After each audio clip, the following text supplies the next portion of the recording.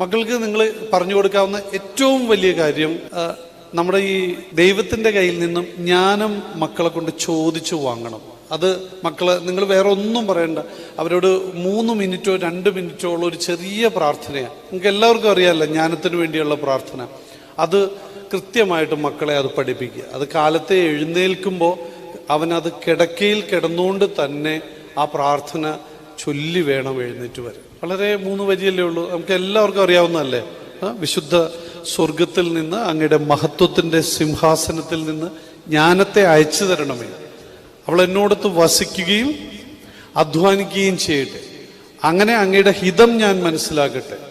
സകലതും അറിയുന്ന അവൾ എന്നെ എൻ്റെ പ്രവൃത്തികളിൽ ബുദ്ധിപൂർവ്വം നയിക്കട്ടെ. അപ്പോൾ എൻ്റെ പ്രവൃത്തികൾ സ്വീകാര്യമാകും. അങ്ങയുടെ ജനത്തെ ഞാൻ നീതിപൂർവം വിധിക്കും. ഈ വിവേകം നമ്മുടെ മക്കൾക്ക് ലഭിക്കാനായിട്ടായിരിക്കണം നമ്മുടെ ആദ്യത്തെ പ്രാർത്ഥന.